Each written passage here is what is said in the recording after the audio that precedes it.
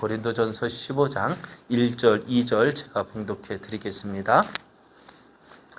형제들아, 내가 너희에게 전한 복음을 너희에게 알게 하노니 이는 너희가 받은 것이요 또 그 가운데 선 것이라.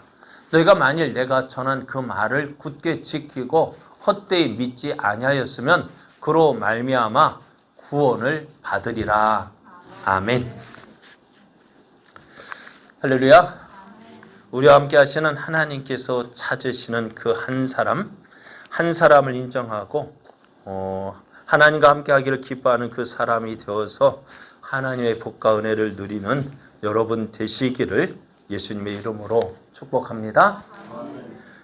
옆에 계신 분과 함께 인사할 때 하나님이 함께 하십니다. 하나님이 도우십니다. 그래서 성도님은 잘 됩니다. 더 좋아집니다. 오늘 우리에게 주신 하나님 말씀을 통해서 예수님은 확실히 부활하셨습니다. 예수님은 확실히 부활하셨습니다. 이런 제목으로 하나님 말씀을 증거하겠습니다. 신앙생활을 한다는 것이요, 쉬운 일은 아닌 것 같아요. 신앙생활 왜 쉬운 일이 아니냐면요, 내가 지금까지 생각해왔던 것, 의지했던 것, 그 모든 것을 바꾸는 것이거든요. 신앙생활이라는 것, 다시 말하면은 예수님을 믿는다는 것은요, 거듭남의 생활입니다. 거듭난다는 건 뭐예요? 지금까지 세웠던 것 다 내려놓고 새롭게 변화되는 것이 신앙생활인데요. 참 우리가 죽었다가 다시 살아나면은 그 어떻게든 되겠는데, 지금까지 살아왔던 것 어떻게 돼요? 하루아침에 다 180도 바뀌기는 참 너무너무 어려운 것 같아요. 그래서 조금씩 바꿔가는데, 그 바꿔간다는 것이 쉽지만은 않습니다. 그래서 그것이 바꾸는 것이 참 힘들다. 하지만은 신앙생활은요, 그렇게 바꿔가는 것이 신앙생활입니다. 변화되어지는 것이 신앙생활입니다. 힘들죠. 그래서 난 옛생활, 난 안 바뀔 거야, 고집 부리는 사람은요, 정말로 예수님을 온전히 믿지 못하는 거예요. 신앙생활은요, 바뀌는 거예요. 변화되어지는 거예요. 처음에 우리는 누구처럼 바울처럼 하루아침에 싹 바뀌는 거, 그런 삶을 원하지만은, 그렇게 변화될 수도 있지만은요, 대부분의 사람은 어떻게 변화되어지느냐, 이슬비에 옷 젖는 줄 모른다고요. 조금씩 다니다 보니까요, 조금씩 변화된 모습이 나타나게 되어져요. 안 그렇습니까? 그런데 많은 사람이요, 하루아침에 다 변하는 거 원해요. 예수 믿어도 왜 안 변하지? 그런데요, 예수님 믿어도 안 변하는 것 같은데요, 나는 안 변한 것 같은데 주변 사람들이 보면 어떻다고요? 변화되어지는 것을 보고 있어요. 야, 저기 교회 다니니까, 예수님 믿으니까 조금씩 달라지는 거 보이는 거예요. 나는 모르지만 그것이 어떻게 해요? 내 신앙생활, 어떻게 보면 그게 또 시간이 지나면서 어떻게 해요? 달라지는 거예요. 그러니까 여러분이 달라졌다 안 달라졌다 무엇 보고 알 수 있습니까? 그래도 변화된 거는 한 가지 확실한 건 있어요. 무엇이냐면은, 이 밤에 여러분이 어디 와 있어요? 이 밤에 여러분이 어디 와 있어요? 예배당에 와 있잖아요. 전에는요? 저는 어디 있었을까요? 텔레비전 앞에 딱 누워가지고 채널 돌려가면 오늘 누가 어떠니 전 어쩌니 그렇게 할 텐데, 지금 여러분이 어디 와 있어요? 그래, 예배 이렇게 앉아서 뭐 하고 있는 거예요? 예배하기를 원하는 거 아니에요? 예배하기를 원한다는 건 전에는 없었잖아요. 맞아요, 틀려요? 전에 없었어요. 그런데 언제부턴가 예배 드리고 싶고 말씀 드리고 싶고, 또 오늘 교회 못 오면 또 어떻게 유튜브라도 보고 계시는 분 있잖아요. 왜 그래요? 그게 내 마음이요, 조금씩 달라지고 있다는 거예요. 그 변화된 모습이 내가 원하는 모습은 아니지만은, 그래도 나는 어떻게 해요? 조금씩 변화되어지고 있는 거예요. 그래서 우리가 예수님을 믿으면서 그래서 날마다 새롭고 기쁜 일도 있지만은요, 쉽지 않다는 거 경험하는데 변화되지 않는 내 욕심이 너무 많아서요. 물론 욕심도 있어야 돼요. 내가 예수님 온전히 믿고 따라야 한다는 욕심도 있지만은요, 너무 욕심 부리면 어떻게 해요? 그것 때문에 내가 시험에 들게 되어집니다. 그래서요, 너무 빨리 가려 해도 안 되고, 너무 천천히 가려 해도 안 되고요. 누구한테 맞춰야 될까요? 예수님께 맞추십시오. 예수님의 인도하심에 맞추십시오. 그래서 저도 전에 말씀, 목사의 가장 큰 소원은 뭘까요? 예? 목사의 가장 큰 소원은 교회가 부흥되는 거예요. 부흥되기를 원하요. 그래서 가장 큰 기도 제목은 교회가 부흥되게 해주십시오. 그런데 그 부흥되는 것도 누구 뜻에 맞춰야 되냐? 누구를 위해서 부흥되어야 될까요? 하나님을 위해서 부흥되어야죠. 목사 위해서 부흥되어지면 큰일 나요. 목사가 자기 이름, 자기의 명예 나타내는 내가 이렇게 큰 교회하고 있네. 그렇게 하다 보면은요, 그건 누구의 교회가, 누구의 욕심이에요? 자기 욕심이죠. 근데 자기 욕심 따라서 신앙생활하면 안 돼요. 물론 신앙이 열심도 있어요. 욕심도 물론 욕심이 있어야 돼요. 그런데 너무 빠르거나 너무 천천히 가면 안 되고 누구에게 맞춰? 주님께 맞추십시오. 주의 인도하심 따라서 순종하며 나가십시오. 그것이 은혜를 누리는 것 같아요. 신앙생활은요, 그래서 목회는 단거리 경주가 아니에요. 목회는 어떻게 해요? 저희 평생을 걸고 달려가야 경주인데 급하게 막 서둘러서 막 하다 보면은 얼마 못 가서 번인되어서 아무것도 못하고 주저앉아 보면 그거 누구 영광 가리는 거예요. 그래 여러분, 우리 제자교회요, 분명한 거 있어요. 우리 제자교회를 향한 분명한 뜻이 있어요. 무엇일까요? 하나님은 우리 제자교회를 통해서 하나님이 살아계심을 보여주실 거예요. 그래서 하나님의 큰 일을 이루게 하실 거예요.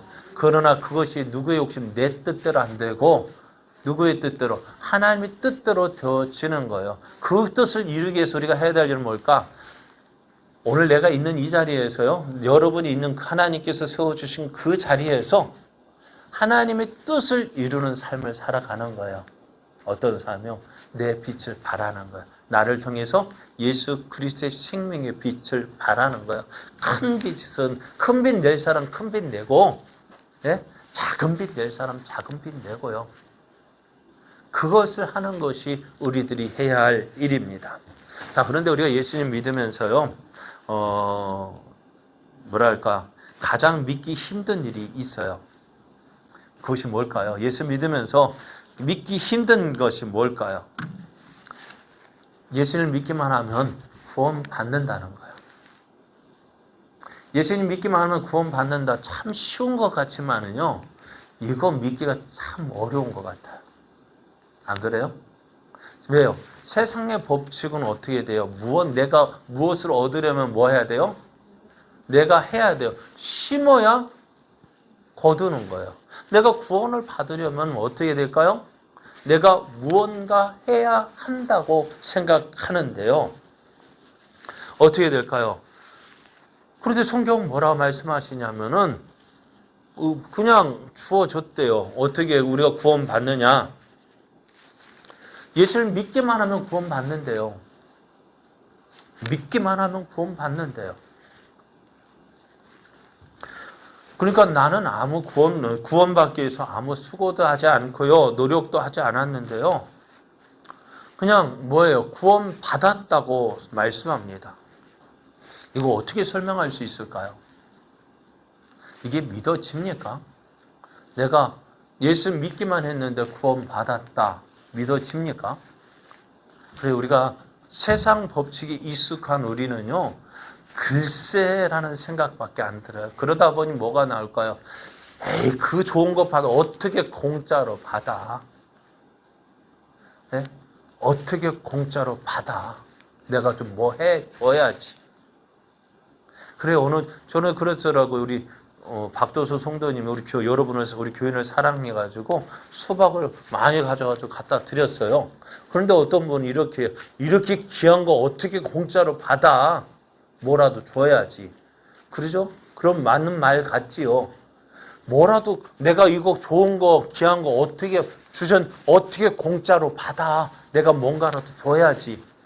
그러면은요, 어떻게든 이 수박을, 예를 들어 수박값을 무엇으로 대체한다는 거예요?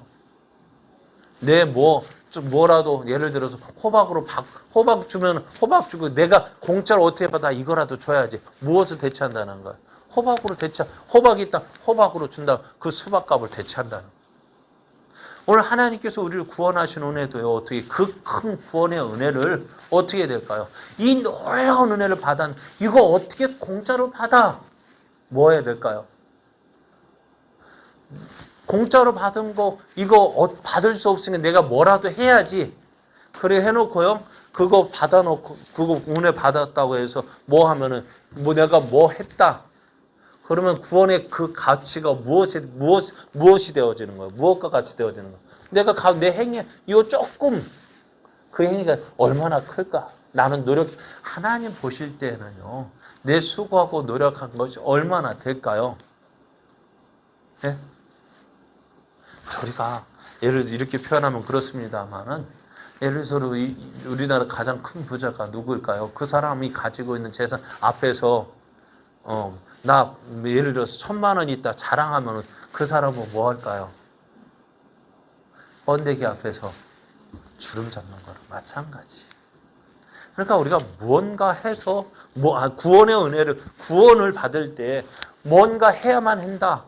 아니요. 성경은 그렇게 말씀하고 있지 않아요.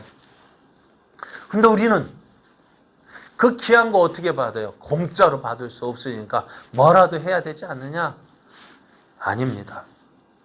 그러면은 이것을 어떻게 설명할 수 있을까요? 내가 구원의 은혜를 받은 거, 내가 구원받았는데 이걸 어떻게 나 아무것도 하지 않았나?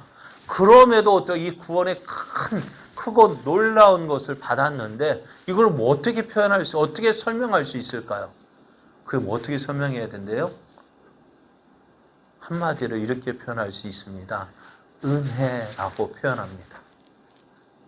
은혜.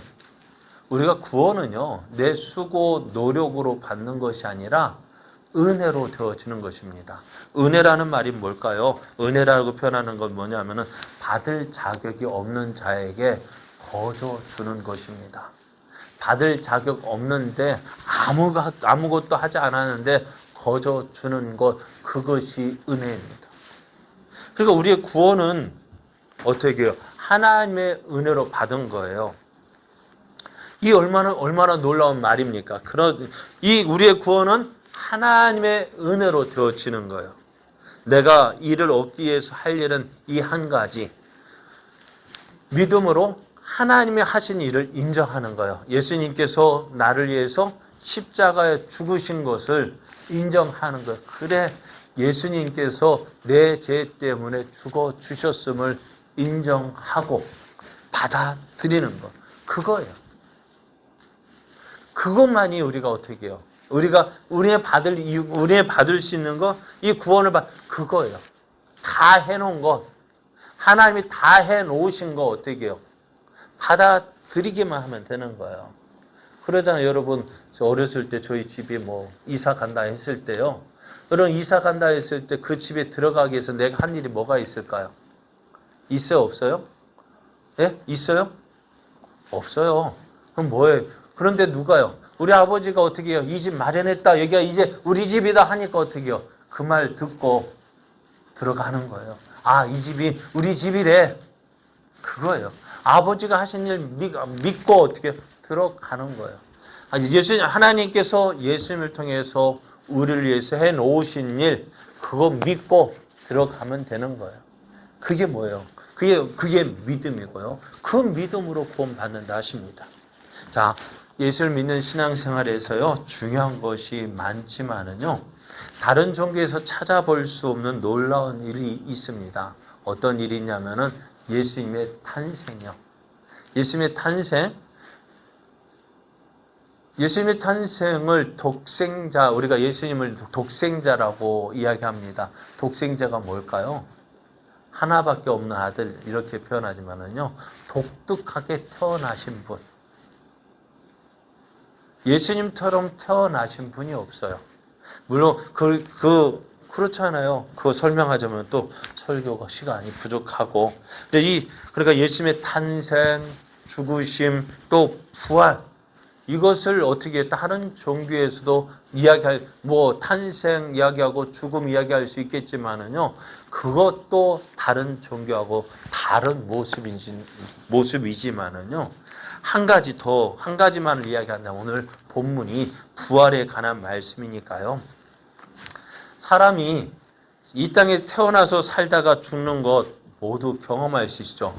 태어나고 죽는 거 우리가 다 경험할 수 있죠. 볼 수 있고 경험할 수 있습니다. 그렇잖아요. 한 집 아이가 태어나는 거 온 집안이 함께 기뻐하고 즐거워합니다. 또 죽을 때 그 사람의 죽음에 대해서 슬퍼합니다. 우리가 보고 있고 경험해 보았습니다. 하지만 한 가지는 경험할 수가 없는 것 같아요. 죽은 사람이 다시 살아났다는 것은요, 어떨까요? 참 경험하지 못하는 놀라운 일입니다. 그러다 보니 사람이 죽은 자 가운데서 다시 살아난다는 것 쉽게 믿어지지 않는 일이에요. 왜요? 우리가 경험해보지 못한 일이기 때문에 그렇습니다. 그런데 우리에게 있어서 이 부활이 너무너무 중요합니다. 왜요? 이 부활이 없다.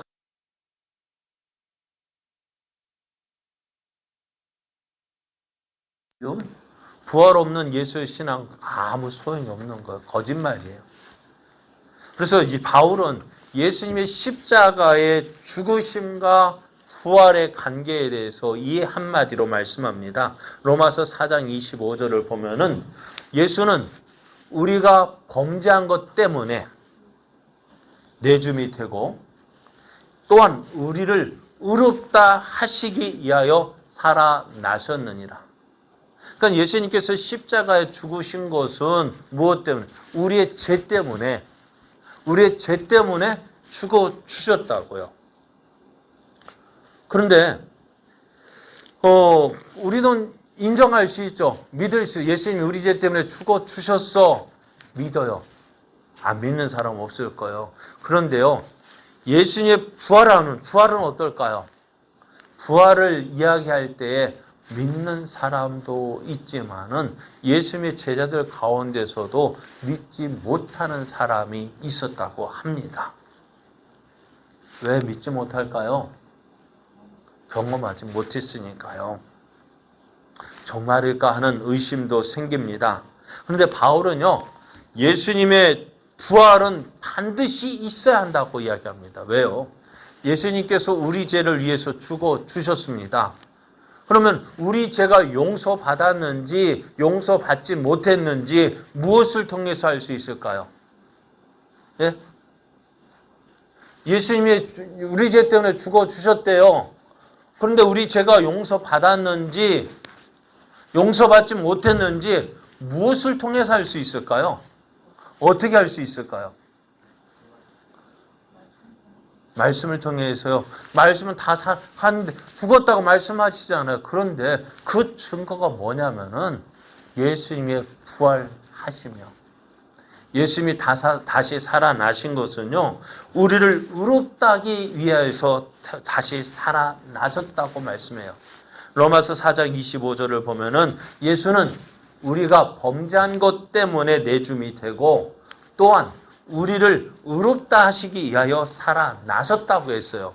예수님이 십자가의 죽으심, 우리 죄를 위한 죽으심이라는 걸 믿지만은 왜 다시 살아나야 되느냐? 우리가 의롭다함을 얻었다는 그 증거가 되기 때문에요. 그러니까 예수님이 부활하지 아니하셨다라면은 우리는 지금도요, 우리 죄가 정말 용서받았는지 용서받지 못했는지, 예수님께서 우리 죄를 위해서 십자가에 죽어 주셨다고 했는데 정말 우리 죄가 용서받은 걸까? 지금도 고민해야 돼요. 왜요? 사람 다 죽거든요. 죽기는 죽었는데 용서받았는데 어찌할 거예요? 예수님은 다시 살아나야 될 이유가 뭐냐? 우리 죄 용서함 받고 우리는 어떻게 예수 믿는 우리들 죄 용서 의롭다함을 얻었다. 너 모든 죄 용서 받았다는 증거가 바로 뭐예요? 예수님의 부활입니다. 그럼에도 우리는 예수님의 부활을 잘 믿지 못합니다. 다른 것 때문에 아니에요. 내가 경험하지 못했기 때문입니다. 내 지식으로 어떻게 죽은 사람이 다시 살아나 믿지 못하는 거예요. 그래서 예수를 믿는다고 하지만은 이 부활신앙에 대한 확신이 없다면은 우리는 어떻게 돼요? 예수 믿고 살지만은 저 영원한 천국의 소망이 없고 오직 이 땅에서만 이 땅의 것만 바라볼 수밖에 없어요. 왜? 죽은 뒤에 어찌 될 줄 모르잖아요.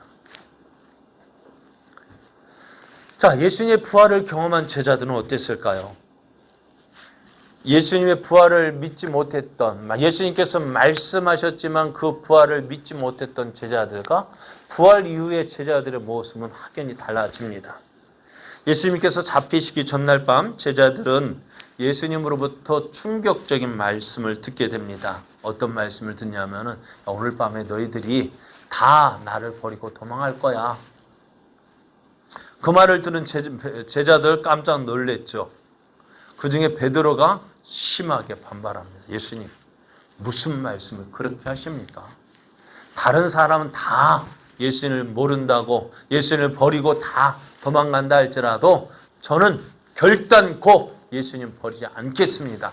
내가 죽을지라도 예수님과 함께 죽겠습니다. 했습니다.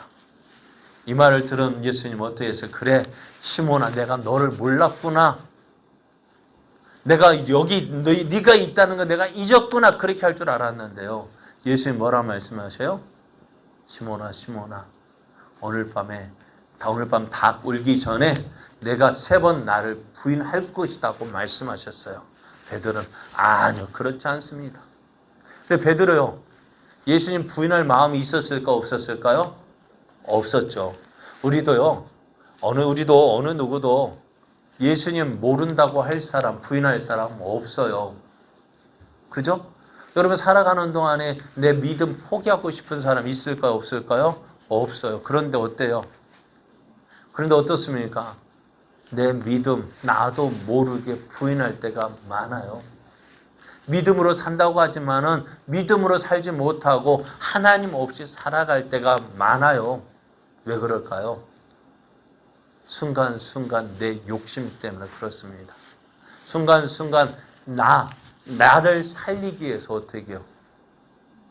포기를 못하는 거야.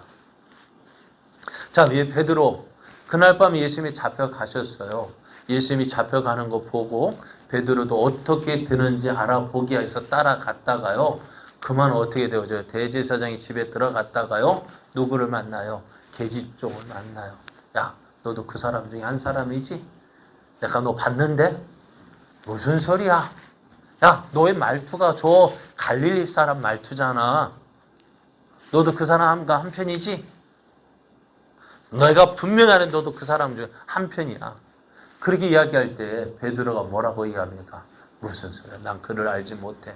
내가 맹세하는데 그를 알지 못한다고. 내가 저를 저주하면서까지, 예수님을 저주하시면서까지 어떻게 해요?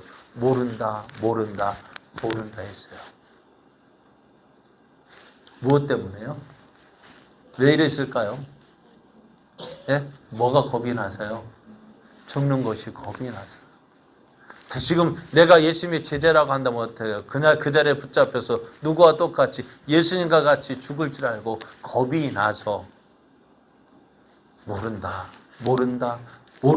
부인했어요. 왜요? 죽는 것. 왜 죽음이 두려울까요?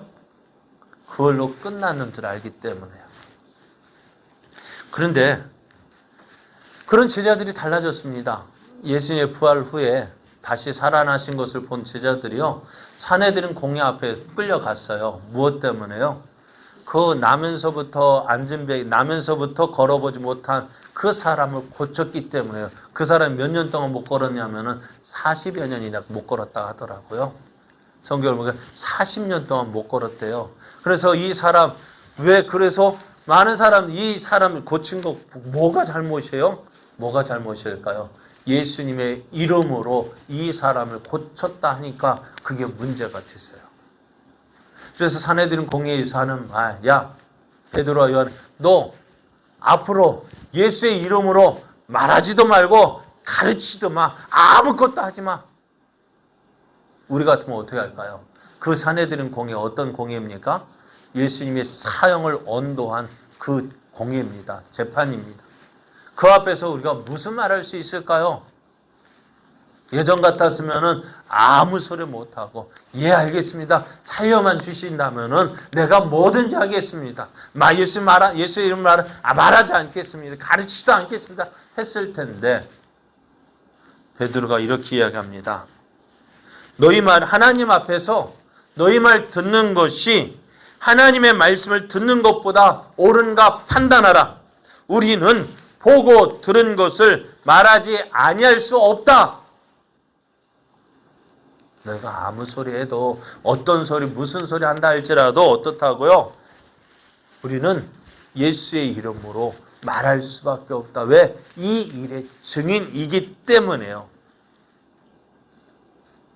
제자들이 이렇게 달라진 이유가 뭐라고요? 물론 성령 충만을 받았어요. 그러나 성령 충만 받은 그것으로 끝나죠. 그들은 무언가 예수의 부활에 대한 확실한 증거가 있습니다. 부활에 대한 확실한 소망도 있어요. 왜? 예수님의 약속의 말씀을 받았기 때문에요. 그래서 제자들에게는요, 이 땅에서의 삶이 전부가 아니라 저 영원한 하나님의 나라가 있음을 보았습니다. 예수님께서 이렇게 말씀하셨거든요. 누가복음 12장 4절 5절을 보면은 내가 내 친구 너에게 말하노니 몸을 죽이고 그 후에는 능히 더 못하는 자들을 두려워하지 말라. 마땅히 두려워할 자를 내가 너에게 보이리니 곧 죽인 후에 또한 지옥에 던져 넣는 권세 있는 그를 두려워하라. 내가 참으로 너에게 이르노니 그를 두려워하라 하신 그 말씀, 전에 말씀하실 때는요, 이 말씀이 믿어지지 않았는데 예수의 부활을 경험하니까 어떻게 해요? 부활하신 예수를 보니까 분명히 뭐가 있어요? 분명히 한 번 죽는 것 끝나는 것이 아니라 그 뒤에는 하나님의 심판이 있고 어떻게 해요? 영원한 부활이 있음을 보게 되어졌어요. 그래서 베드로와 요한들, 제자들 어찌 되었을까요? 11명의 제자 가운데서 12명, 마띠아까지 포함해서 12명의 제자들, 그 제자들이 다 어떻게 했어요? 그래요. 사도 요한을 제외한 11명의 제자들은 어떻게 해요? 복음을 전했습니다. 복음을 전하는데 어떻게 해요? 생명 걸고 전했고요. 그 11명의 제자들이 다 어떻게 해요? 순교하게 이르렀습니다. 어떤 사람은 이렇게 이야기합니다. 뒤에 말씀하는데요. 야, 그거 거짓말이야, 거짓말. 뒤에 이야기하겠습니다. 자, 오늘 우리는 어떨까요? 여러분, 예수님의 부활이 믿어지십니까? 예수님이 부활의 첫 열매가 되셨다고 했습니다. 첫 열매가라는 말이 뭘까요? 처음 난 열매죠. 처음 열매가 맺혔다는 것은 뭘까요? 저 뒤에 보면은요, 무화과가 있어요. 무화과가 처음에는 하나 요만큼 열리더니만은요, 오늘 하나가 크게 익었더라고요. 그걸 따가지고 어떻게 했을까요? 제가 안 먹고 갖다 바쳤어요. 네? 제가 안 먹고 갖다 바쳤어요. 그런데 딱 있는데 그게 첫 열매잖아요? 첫 열매 땄어요. 그런데 그걸로 그쳤을까요? 아니요. 그럼 어떻게 했을까요? 그 뒤에 지금도요, 계속 달리고 있어요.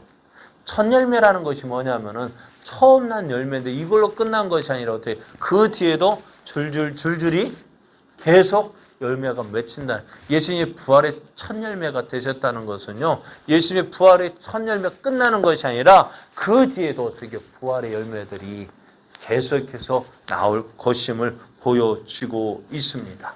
그래서 예수님의 부활은요, 우리의 생각, 지성으로는 쉽게 이해할 수 없고 경험할 수도 없는 일입니다.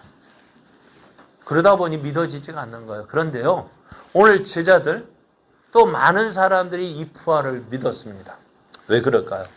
부활에 대한 확실한 증거가 있기 때문에 그래요. 그럼 먼저 이 부활의 증거가 뭘까? 먼저 성경의 증거입니다. 예수님의 십자가의 죽으심은요, 성경대로 되어진 일입니다.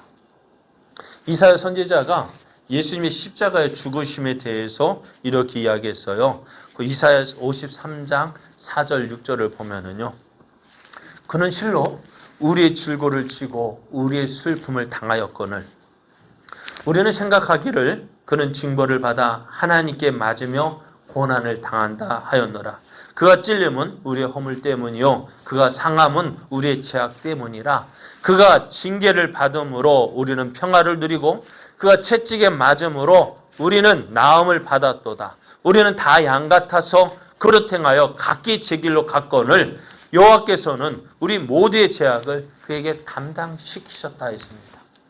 예수님의 십자가의 죽음은요, 성경에 기록된 대로, 성경에 예언된 대로 십자가의 죽으심을 당했습니다.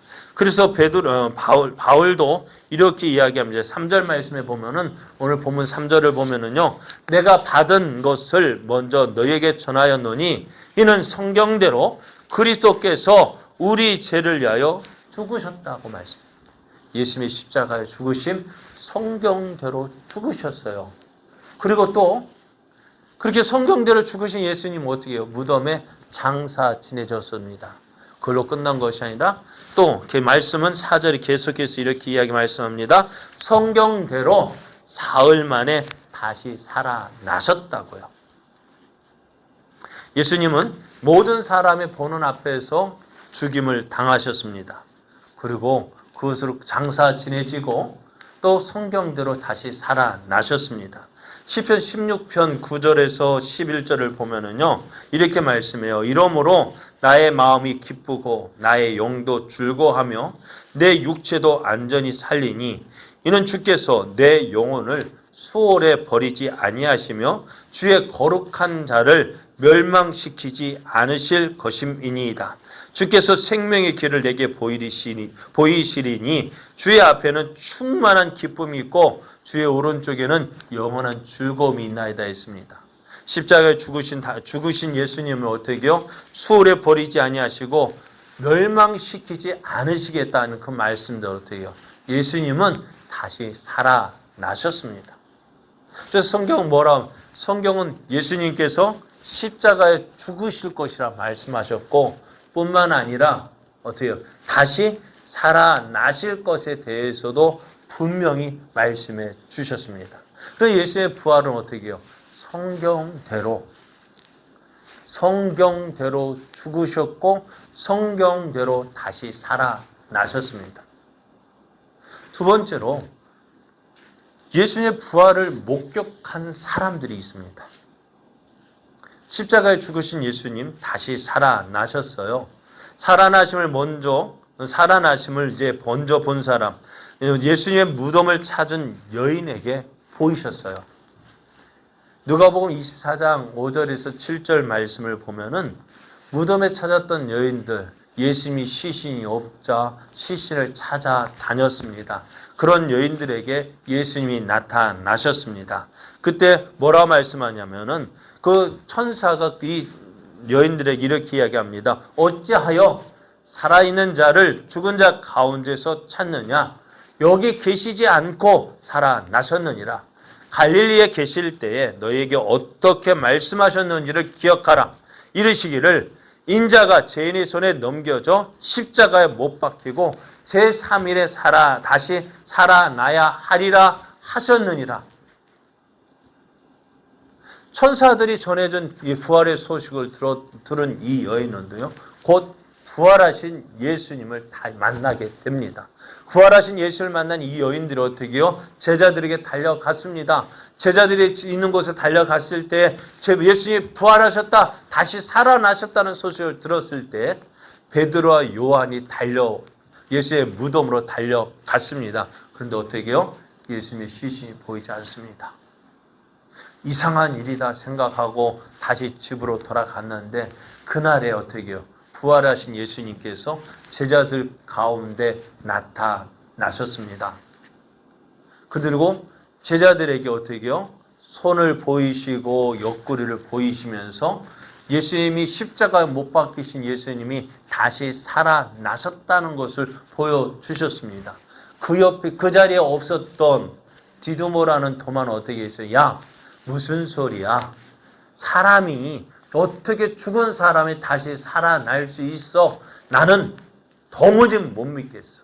내가 무엇을 예수님의 그 손과 옆구리를 보고서야 내가 어떻게 그것을 보아야 내가 살아났다는 걸 믿겠다 할 때 어떻게 해요?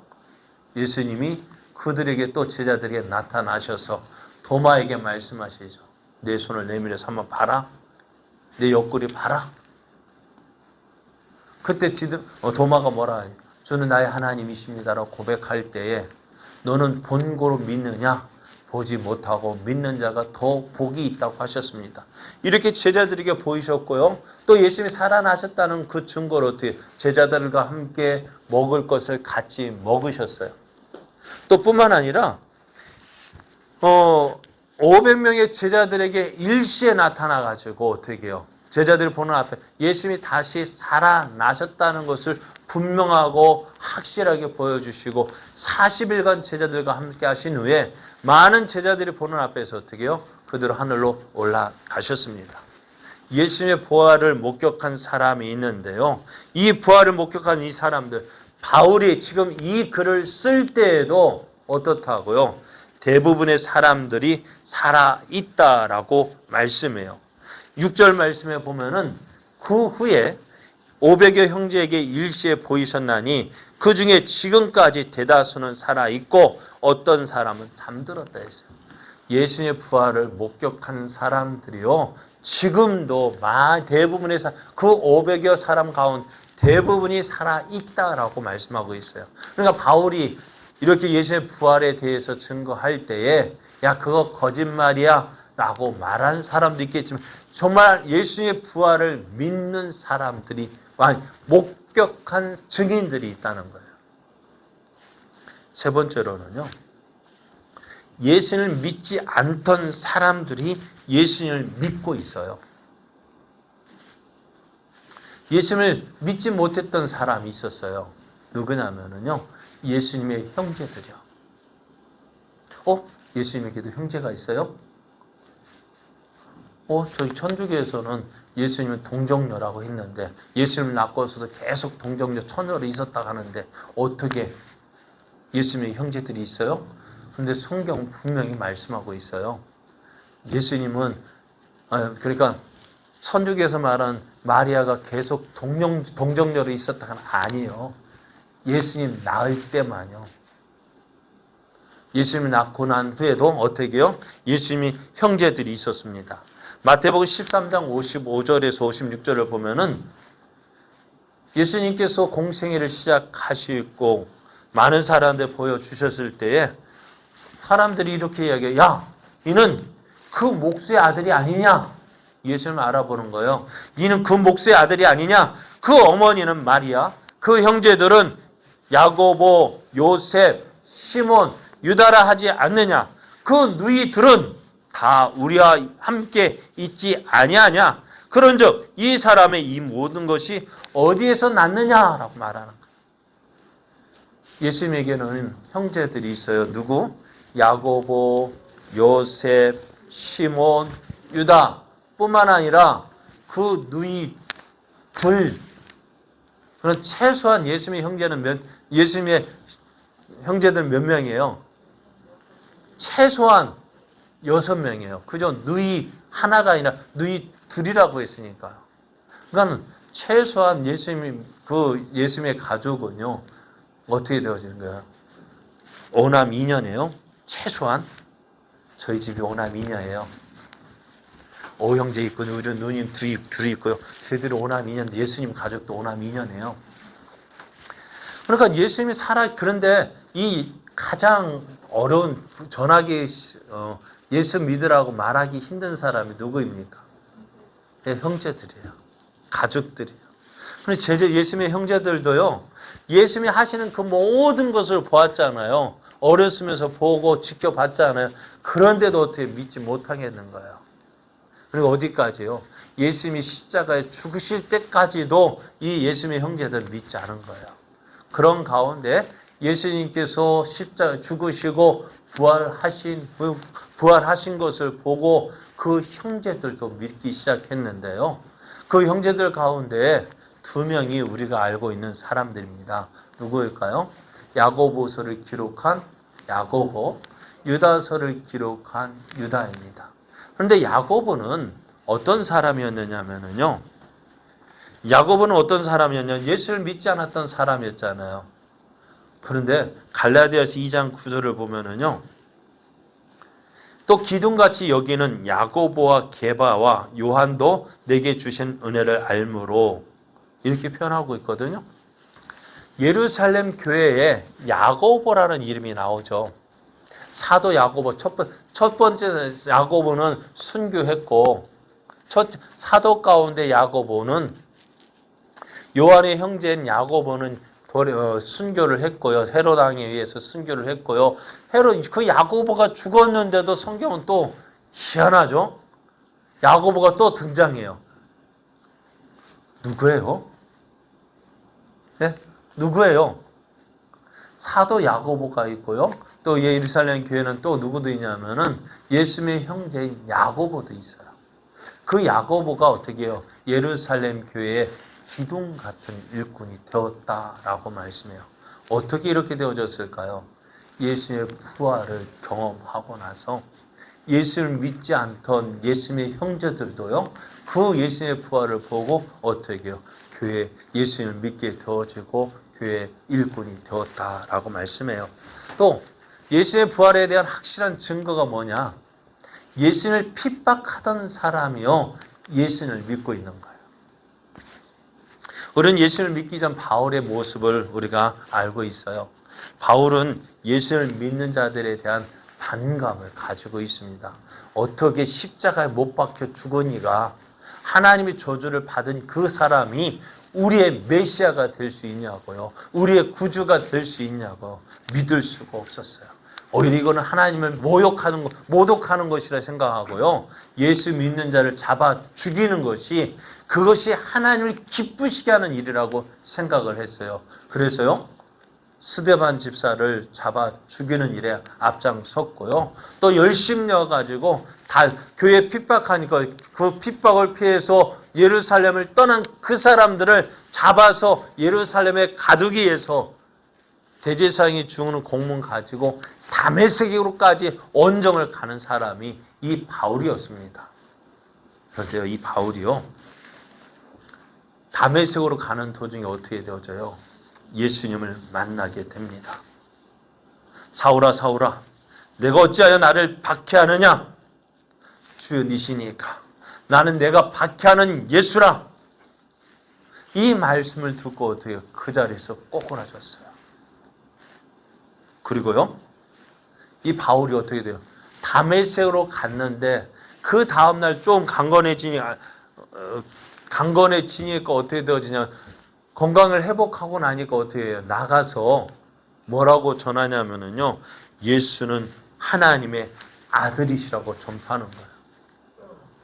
어떻게 해요? 지금 이 바울이 뭐 하러 갔어요? 다메섹이요?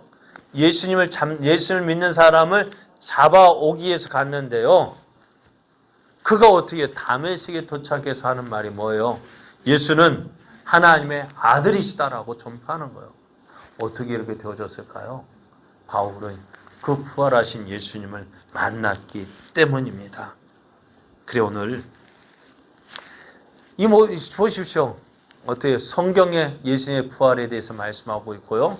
예수님의 부활을 목격한 제자들도 있고요. 또 믿지 않았는데도 예수 부활을 보고 믿은 사람이 있고요. 예수를 박해하던 사람 바울이 어떻게 예수를 믿게 되었을까요? 무엇 때문에? 이 부활 때문입니다. 어떤 사람은 이렇게 이야기합니다. 여인들이 부활하신 예수를 만났다? 예수님이 너무 죽으신 거 너무 슬퍼하고 예수님을 너무 사모하다 보니까는 잘못 보고서 어떻게 그 사람이 예수라고 말했다. 또 마태복음을 보면은요, 예수의 무덤을 지키던 경비병들이 하는 말이, 야, 우리가 잠자는 사이에 제자들이 와서 시체를 도둑질해 갔다.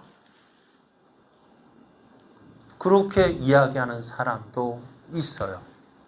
그런데 한번 생각해 보세요. 제자들이 과연 예수님의 시신을 도둑질하기 위해서 그 예수님의 무덤에 갈 수 있는 담대한 사람이 있었을까요? 거기에 누가 지키고 있다고요? 로마의 경비병들이요. 또 경비병들 한번 보십시오. 자기들이 무덤을 지키고 있는데 제자들이 도둑질하면 그냥 보고만 있을 사람들입니까? 그래요.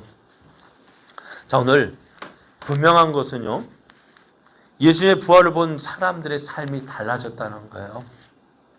죽음을 두려워해서 예수님을 모른다고 했던 그 제자들, 다 도망쳤던 그 제자들이요, 이제 죽으신 예수님, 부활하신 그 예수님을 위해서 자기 생명 걸고 복음을 전했다는 것입니다. 예수님을 믿지 않았던 야고보와 유다는 교회의 기둥 같은 인물이 되어져 기둥같이 쓰이는 일꾼이 되었고요. 예수님을 박해하던 그 바울은 어떻게 해요? 예수님을 전하는 자가 되었습니다. 무엇 때문일까요? 바로 이거예요. 예수님께서 성경대로 죽으시고 성경대로 살아나셨기 때문입니다. 예수님이 부활하셔야 되는 이유가 다른 거 아니에요. 우리를 의롭다 하시기 위해서 예수님 부활하셔야 되는데요. 예수님이 십자가의 죽으심이 완성되기 위해서는 어떻게 해요? 부활이 있어야 됩니다.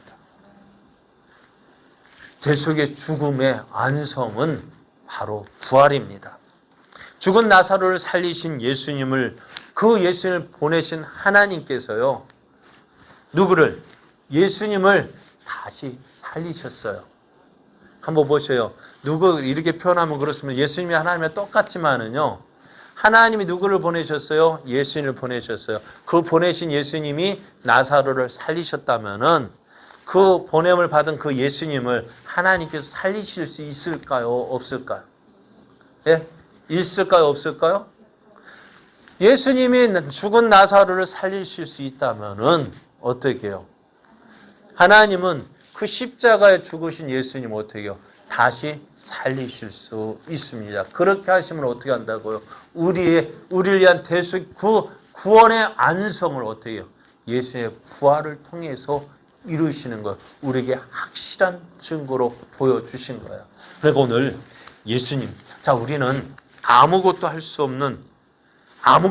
없는 나의 능력이 아닌 하나님의 능력을 믿어야 돼요.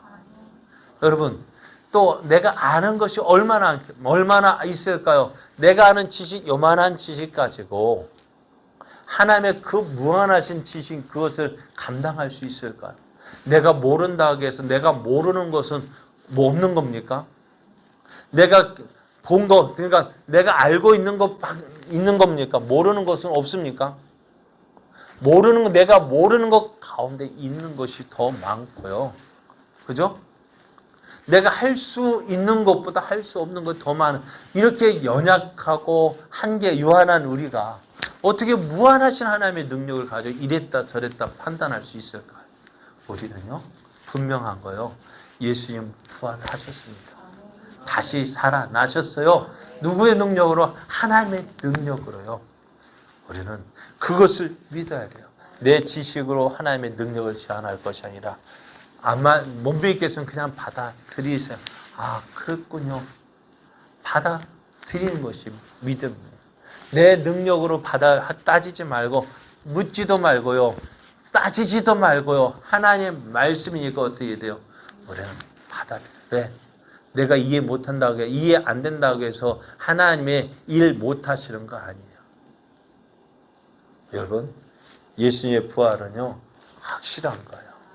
왜요? 성경대로 제자들이 그것을 보았고, 예수를 믿지 않던 야고보와 유다도 예수를 믿게 되어지고, 예수님을 핍박하던 그 바울도 예수님의 부활을 준 거예요. 이 모든 이유가 뭘까? 부활하신 예수님을 보았기 때문입니다. 이 부활하신 예수님, 오늘 우리도 믿고 따르기 원합니다. 흔들림 없이요. 어떻게? 아니요. 성경대로 부활하셨습니다. 이 부활하신 예수님, 믿고 우리가 이 땅에서의 삶이 아니라 저 영원한 하나님의 나라, 저 영원한 부활의 소망을 가지고 오늘 우리에게 주어진 믿음의 삶 담대하게 나아가는, 그래서 날마다 승리하는 우리의 믿음 되어지기를 예수님의 이름으로 축복합니다.